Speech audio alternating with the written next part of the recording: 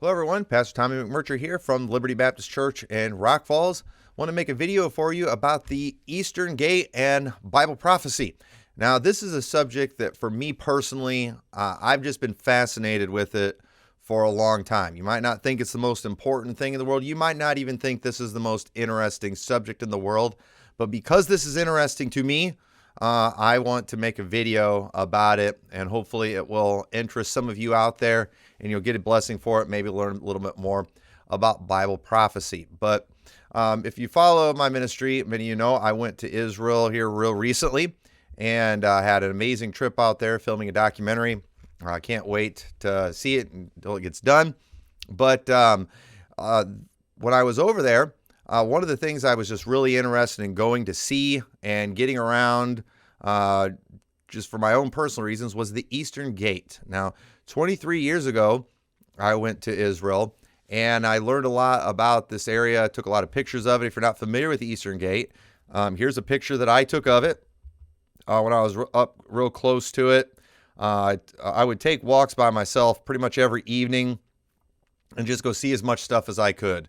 And boy, was some of those walks pretty inspirational, a lot of fun, just getting to see all these places. And you can take this however you want. You can take it good, you can take it in a bad way. But, you know, Israel, it's kind of like Disneyland for Christians and Jews, because we read all these stories in the Bible about Jerusalem and about the temple and all these different things. And so when you're in that area, it's really cool. And there is just something really awesome about being someplace and thinking this could be where this biblical event took place. And I don't care who you are, it's neat to think about that. Now, because, you know, when you're a Bible believer, that kind of thing thrills you. There's a lot of people over there that know that if we can convince somebody this is where a biblical event took place, we can make a lot of money off of them. And so understand that there is a lot of baloney out there. There's a lot of things that people are claiming that it's just a fact that they know this is a place. And in reality, they don't know. They're guessing. Some of these places might be legit. Some of them are probably completely illegitimate. And I personally believe that the Eastern Gate is extremely illegitimate. But either way, it's something that I've always been interested in, and I've spent so much time just over the years, you know, looking at pictures of this, kind of studying the area. To get to go there again and get around it, it was pretty neat for me, okay? I'm going to show you some videos. You can tell I'm a little excited when I'm there, geeking out a little bit. Before this trip to Israel, I had probably taken a total of 2 to 3 selfies my entire life. I took a bunch when I was over there. Here's a selfie of me at the Eastern Gate, and I was pretty excited to be there. I had the whole place all to myself. I saw a few Muslim guys walking the opposite direction as I was walking up there. I was a little nervous when I was up there because there was nobody around. Somebody could have beat me up, and I don't know what I'd have done, but I didn't care. I was like, I'm here. I'm going to experience these things. And man, I had a great time. A beautiful view from up there. And I'll show you that here in just a little bit. But before we get into the videos, though, okay, I want to talk about a prophetic scripture that people will bring up, and they will talk about the Eastern Gate, because you'll notice that this gate, it's not really a gate anymore. Now, you can tell it used to be, but it's sealed up. You can't see, or you can't get through it anymore. And they will tell you that's a fulfillment of prophecy. And one of these days, the Messiah is going to go through that gate again. They will say that this is the gate, or at least underneath it, and I'll show you a picture of that in a little bit, is where the gate would have been that Jesus went through on his triumphal entry. And so we're going to look at some scriptures, and what I'm going to do, I'm going to show you a prophecy that people say is about this gate, but I'm going to show you where they are dead wrong when it comes to this prophecy.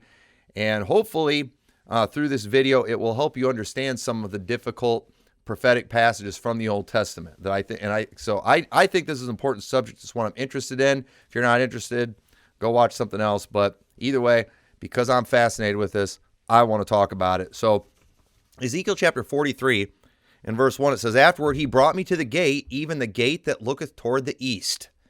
And behold, the glory of the God of Israel came from the way of the east, and his voice was like the noise of many waters, and the earth shined with his glory. Now, we're not going to take the time to read this whole passage, but it talks a lot about this gate that's in the east. We have, the Lord coming through this gate, and people say, this is a messianic prophecy, and I believe that it is.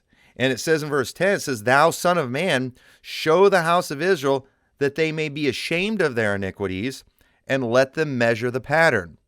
Then he said unto me, Son of man," verse 11, "and they shall be ashamed of all that they have done.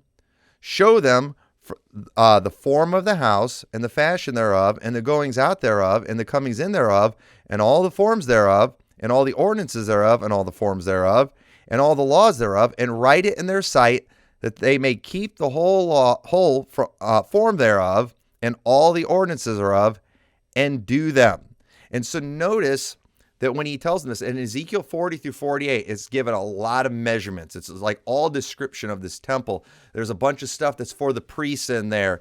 And so, there's a lot of details in there. But I want you to notice this verse, because people read many Old Testament prophecies as if there are no contingencies. And there are often contingencies in certain prophetic scriptures, and this is one of them. And it says, if they be ashamed of all that they have done. So a lot of people are looking for a fulfillment of Ezekiel 40 through 48 as if Israel was ashamed, as if they repented, as if they accepted the Messiah. But folks, we've read the New Testament. That didn't happen. So we shouldn't be going to this passage in Ezekiel and looking for an identical fulfillment of what's described here, because Israel didn't do what they were supposed to do. So right there is part of it, and we see a lot of references to that gate that looks towards the east. In chapter 44, it says, "Then he brought me back the way of the gate of the outward sanctuary, which looketh toward the east, and it was shut. Then said the Lord unto me, This gate shall be shut, it shall not be open, and no man shall enter in by it, because the Lord, the God of Israel, hath entered in by it. Therefore it shall be shut. It is for the prince. The prince, he shall sit in it to eat bread before the Lord. He shall enter in by the way of the porch of that gate, and shall go out by the way of the same." And so when I was over there, I was told how that's the gate that Jesus went through. And so Jesus, he went through it. And so since then, it's been shut. And it's not going to be opened again until he comes back. And he's going to go through that gate one of these days. And so that fact you see that gate all sealed up right there, that's a fulfillment of Bible prophecy right there. And there's been people throughout history who've tried to open that gate. And I remember they told a story about one king. I don't remember what century it was, and I cannot find this story on the internet. All right, but I was told this story. I'm sure it's out there on the internet somewhere. But about some king, he decided he was going to open up that gate, and he died in his sleep the night before they were supposed to open it. And so, because it wasn't time for Jesus to come back yet. Well, should people be doing that? What do we do with that prophecy? And before I explain exactly what we do with that prophecy about the Eastern Gate, let me go ahead and show you some videos of the Eastern Gate. So understand, when I heard that story, fascinated, I said I've got pictures of it. And so because it's always been an area of interest, I was really excited when I got to go there. And so let me show you a few video clips from my walk to the Eastern Gate. Been trying to get as close as I can to the Eastern Gate, but I don't think there's any way up there. This is as close as I've gotten from this side. So yeah, I had taken a trip the night before, or maybe a couple nights before, and I tried to get up there. And every time I would think I found a way to get up there, there would be some access blocked. And so it wasn't until after this I found I had to walk way down to the far end, and then there was a path all along there. It's actually real easy to get to as long as you go the right way. But I just wanted to get up as close as I could to it. I wanted to see it, just be there. And so here's a video from when I finally got there. You can get up to the Eastern Gate. I made it. I finally figured out how to get up here.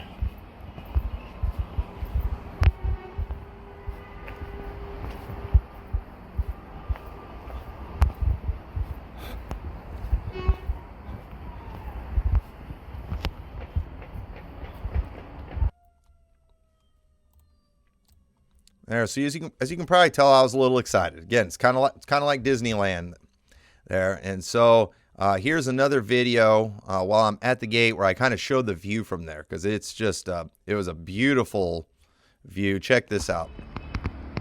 This is cool.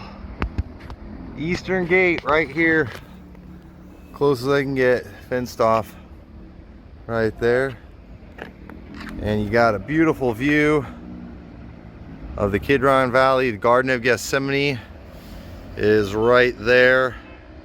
That's like the Church of Mary Magdalene.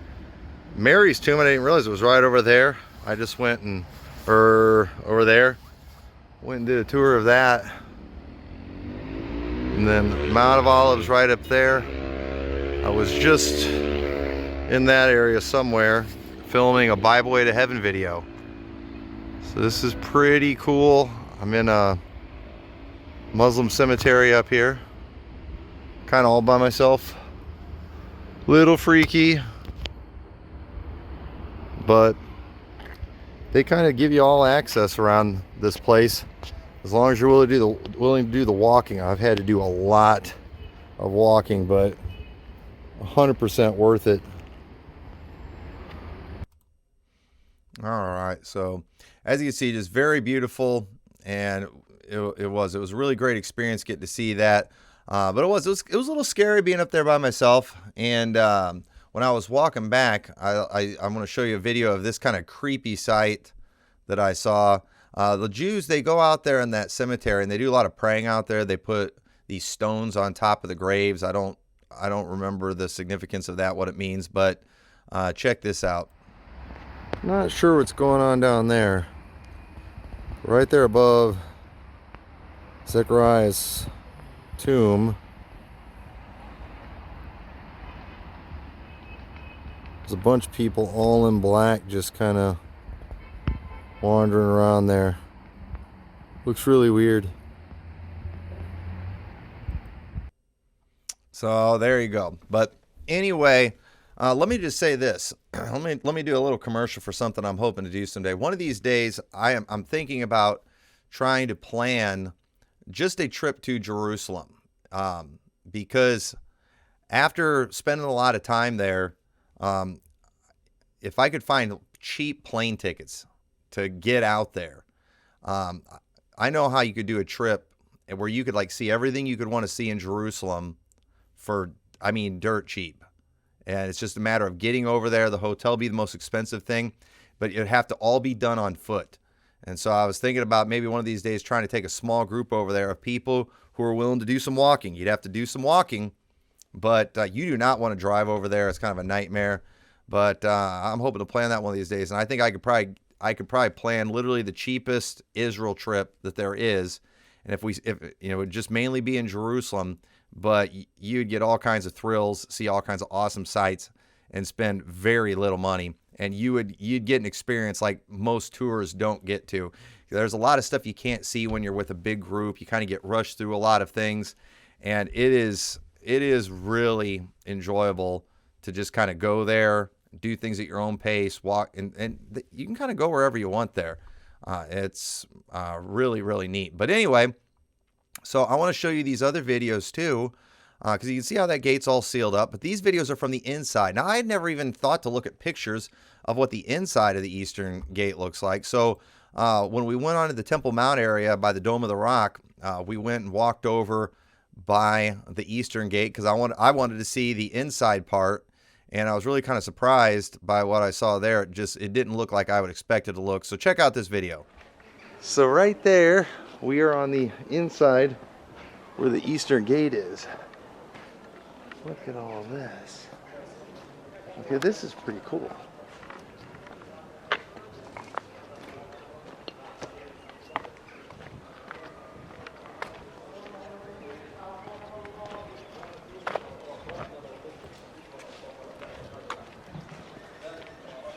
Oh, so this does... Well, we can go up here. Yeah. It's a big place, man. That's huge.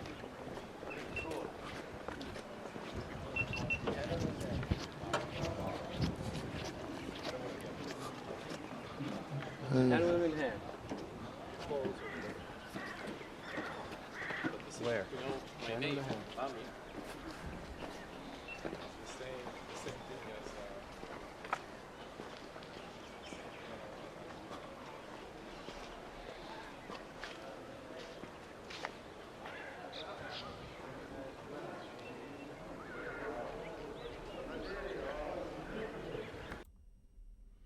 So right there, that'll kind of give you some perspective on how high that area is built up. So the actual gate, it sets down way lower than the ground that you're on out there. And, the Muslims, they don't allow any excavating around that area. And, probably because, if they did, they would find a lot of Jewish stuff under there. Because without a doubt, they've got a lot more history there, or history that goes farther back, I guess I should say. But just super cool area, and as you can see, completely sealed off. And so let me just show you some stuff on Wikipedia to kind of give you a little history of that gate, because I remember when I went over there when I was younger, they were talking about how that was the gate, Eastern Gate, Jesus went through there. But then they proceeded to explain how the part of that wall and that actual gate that you could see was actually built in like the 600s. Hundreds of years after the time of Christ. So I'm like, well, then that wasn't the gate that Jesus went through, because none of that was even there, when, Jesus was on earth. This came hundreds of years later. And surely when they originally built that gate, it would have been open. So, I was like, well, this doesn't make a whole lot of sense. But let me just go ahead and show you a few things from Wikipedia about this area, just to show how a lot of stuff people are saying is just baloney. So this is the Golden Gate, or Gate of Mercy, or the Eastern Gate. And it says this gate has been sealed since the Middle Ages. Its interior can be accessed from the Temple Mount. In Jewish tradition, the Messiah will enter Jerusalem through this gate, coming from the Mount of Olives.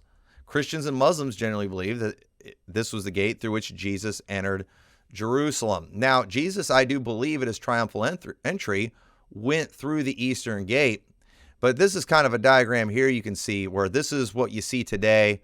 And then underneath, because they always build the city on top of the old stuff, this would have been where the gate is. And so I think it's very likely that there is, in fact, another gate under there like that. But again, is this the gate that Jesus went through? Is this the gate that enters the Temple Mount area? Or was this a gate to a Roman fortress? And I think without a doubt, it was a gate to the Roman fortress. And so, I encourage you to look this up. But if you look up the the history on this Golden Gate, you'll see that the sealing of the gate, notice it says it was closed by the Muslims in 810. So that means it was open for hundreds of years, but it was closed in 810. And then it was reopened in 1102 by the Crusaders. And it was walled up by Saladin after regaining Jerusalem in 1187. And then it was rebuilt together with the city walls, but walled up in 1541, and it stayed that way. So you say, well, what's the big deal? Well, here's the big deal. Everybody is trying to say that in Ezekiel, in that prophecy where it talks about the gate being sealed up, and it's not going to be open again until the Messiah comes. Well, when did that become true? Because throughout the centuries, that gate has been opened several times. So, if they open that gate tomorrow, then it could be open for another 100 years and sealed up again. It's already happened a few times. So you're just kind of being fed baloney. And people eat this stuff up when they go over there because they want to feel like they're seeing these biblical locations, watching prophecy be fulfilled before their eyes. And and so I remember when I started looking at the history of that, I was just like, so is Ezekiel, does that sealed up gate have anything to do with Ezekiel or not? And I'm here today to tell you it doesn't. Okay. And so you say, okay, well, what about this prophecy in Ezekiel? What is it all about? Does it still need to be fulfilled? When is it going to be fulfilled? And without going into great detail on all these things, I am just going to give my explanation of what I believe this prophecy is all about, how it can be explained. If you have any questions, leave it in the comment section. Let me know. I think this is important that we understand these things, because many people will use Ezekiel 40 through 48, and even they'll use stuff in Ezekiel 37, 38, and 39 to teach a lot of stuff about Israel that simply is not true. And what people need to understand when it comes to Bible prophecy, without a doubt, God always knew Jesus was going to go to the cross. That was his plan A. God always knew that the Jews were going to reject Christ. But what you have to understand is the Jews cannot disobey God unless there is something to obey. And we often don't talk about what that is. And the truth is, when they rejected Jesus, when they had him crucified, they were being disobedient to God. So it's okay to say, well, what were they supposed to do? If they had done what they were supposed to do, what would the outcome have been? And I get it. It was always going to be that way. But, nobody gets mad if you say, what if Adam and Eve never ate of the tree of the knowledge of good and evil? Okay? It's a good conversation to have. But what we have to understand about a lot of prophecies in the Bible, some prophecies are contingent that if you obey, these things will happen. And the prophecies in Ezekiel are one of those examples. There are things that are promised to Israel if they obey. But newsflash, they didn't obey. In Ezekiel 43 and verse 10, it says, "This, thou son of man, show the house to the house of Israel, that they may be ashamed of their iniquities, and let them measure the pattern." This message was to help make them ashamed. And it says, "And if they be ashamed of all that they have done, show them the form of the house," and give them all these instructions. But they weren't ashamed. We see another passage in the Bible where it talks about they weren't even able to blush. Okay, that's how wicked that they were. So understand, we don't have to look for an exact fulfillment of these things, because Israel did not obey. They were not ashamed.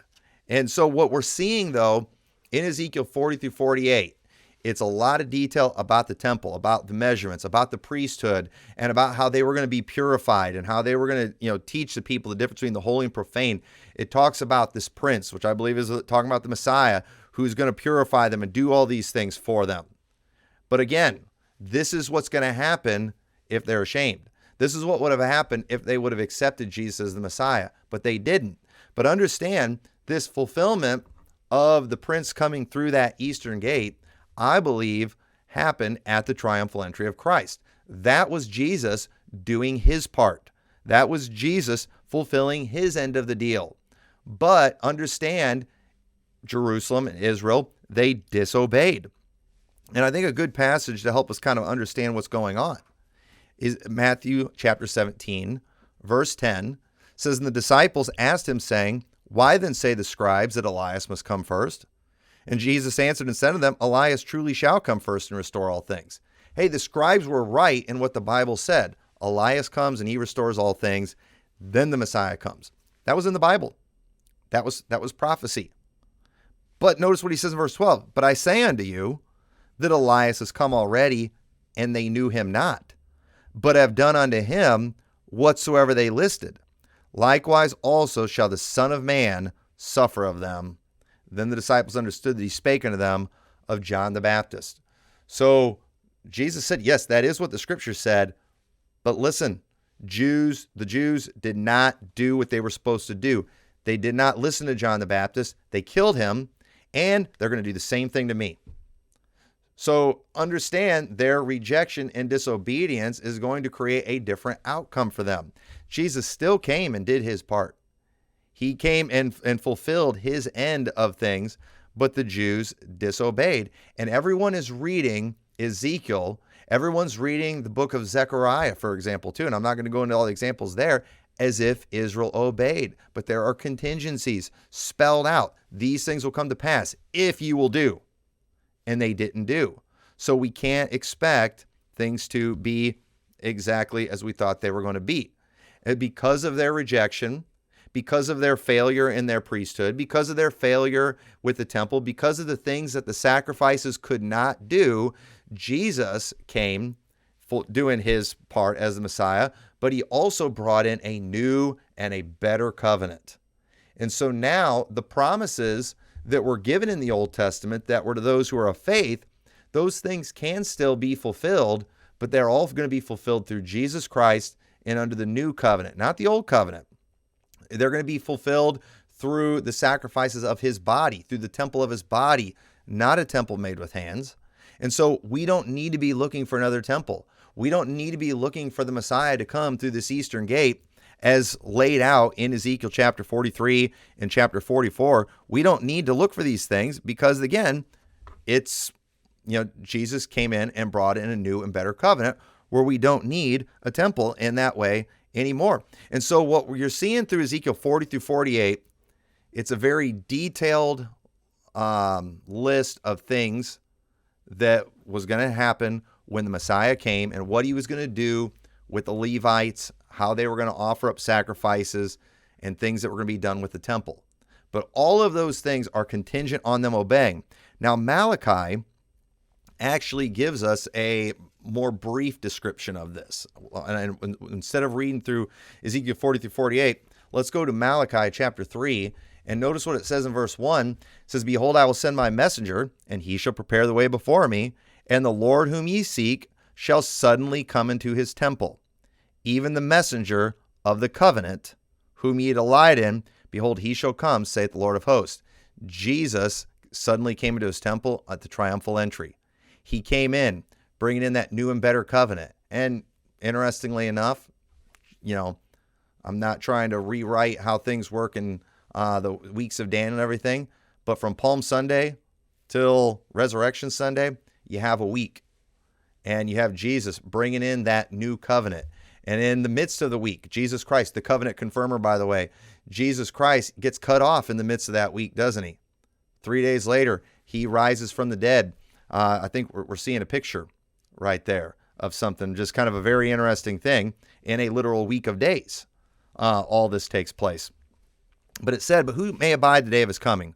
Who shall stand when he appeareth? For he is like a refiner's fire and a fuller's soap. And he shall sit as a refiner and a purifier of silver, and he shall purify the sons of Levi, and purge them as gold and silver, that they may offer unto the Lord an offering in righteousness." And you say, what does that look like? Go read Ezekiel 40 through 48, and it gives a lot of details on that. Folks, that never happened. Did Jesus use the sons of Levi to offer an sacrifice when he came? No. And now a lot of people are looking for him to do that someday. No, he's not going to do that. You know why? Because with the new covenant came in a new and better priesthood. Not a priesthood after the order of Aaron, but a priesthood after the order of Melchizedek. You know why? Because the priests were the main ones that had Jesus killed. I mean, Caiaphas, the high priest, he's the one that Jesus had to stand before and he was condemned by. He didn't purify those guys. You know what he did? He replaced them with himself. And it says, "Then shall the offering of Judah and Jerusalem be pleasant unto the Lord, as in the days of old, and in the former years. And I will come near to you to judgment, and I will be a swift witness against the sorcerers, and against the adulterers, and against false swearers, and against those that oppress the hireling and his wages, the widow and the fatherless, and that turn aside the stranger from his right, and fear not me, saith the Lord of hosts." He was going to come, and he was going to bring judgment. He was going to purify them. He was going to take care of Israel. But then he was going to take care of their enemies. Problem is, when Jesus showed up at his triumphal entry, what happened? It says in Matthew 21:12, "And Jesus went into the temple of God and cast out all them that sold and bought in the temple, and overthrew the tables of money changers and the seats of them that sold doves, and said unto them, It is written, My house shall be called a house of prayer, but ye have made it a den of thieves." Jesus was mad at them. You know why? Because they disobeyed. And as a result of their disobedience, you know what? They ended up losing the kingdom. And he gives a bunch of parables about the kingdom being taken from them and given to another nation. And so Jesus Christ, he brings in this new and better covenant where the sacrifices of the temple are no longer needed, where a Levitical priesthood is no longer needed. We're all priests now, Jesus Christ being the high priest. That's a part of that new and better covenant. And so sadly, even a lot of Christians, they are often looking at Old Testament prophecies the same way that the Jews are still looking at them today. They are thinking these things have to be filled this way in Jerusalem with a temple. But the truth is, no, Jesus removed those things and got rid of them when he brought in the new and the better covenant. And so many of these promises that we see in the Old Testament will still be fulfilled, but they are all going to be fulfilled through Jesus Christ. They're going to be fulfilled with the temple of his body, not with a temple made with hands. And so that's what the book of Hebrews is all about. The writer of Hebrews is assuring the Jews that following after Christ and leaving the temple, leaving Jerusalem and the things of the temple is actually obedience to the scriptures, and he's proving it, from the Old Testament by showing how it's always been about faith. And so in Hebrews 13 and verse 9, a key passage right here, I want you to notice what it says. Be not carried about with divers and strange doctrines, for it is a good thing that the heart be established with grace and not with meats, which have not profited them that have been occupied therein. We have an altar whereof they have no right to eat, which serve the tabernacle. So Jewish believers, and we're included with them, he's saying we have an altar that those who are a part of the tabernacle don't have the right to. You know what he's saying? If you are still attached to the tabernacle, the things of the temple, if you're still attached to those old sacrifices, you have no right to the altar that we have a part of. You know why? Because again, Jesus replaced all those things. The way we find salvation, redemption from sins, it's not through the blood of bulls and goats, but the blood of Jesus Christ. And anyone who wants to remain attached to those things, they don't have a right to our altar. And it says, for the bodies of those beasts whose blood is brought into the sanctuary by the high priest for sin are burned without the camp. So just like those sacrifices, they would have those sacrifices where they took the sacrifice like the scapegoat, where they go outside the camp.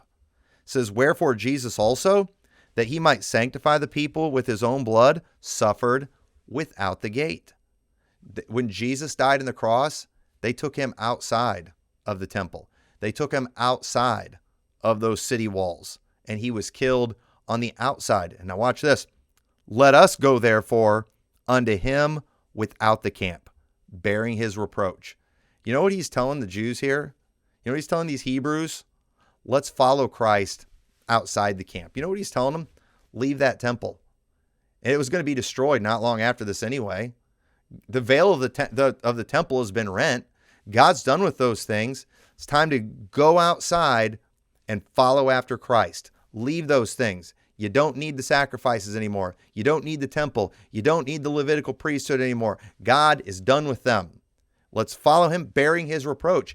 And all the Jews who followed after Christ, they suffered reproach. They suffered intense persecution from their Jewish brethren.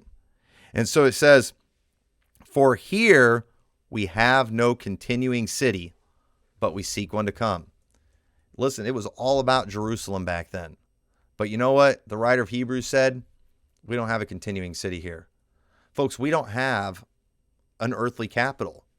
We don't have a city that we all need to go to. And by all means, if you get a chance to visit Israel, it's a cool place to visit. But religiously, we don't need it. We don't have to have it. In fact, I think it's dangerous to get too attached to it.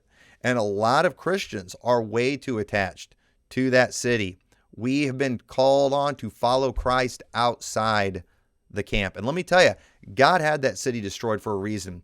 God prophesied that it would become heaps and it would come dens of dragons.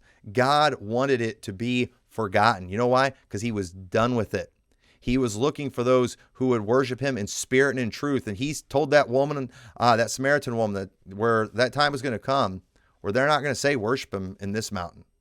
The true worshipers are going to worship him in spirit and in truth. We do not have an earthly headquarters. Jerusalem is not our capital, not earthly Jerusalem. The book of Revelation calls that city Sodom and Egypt. And let me tell you, a lot of foolishness is being promoted there, taught there. Baptist preachers go to visit that place, come back teaching weirder prophecies, more error in their prophecy than they ever did before they went there.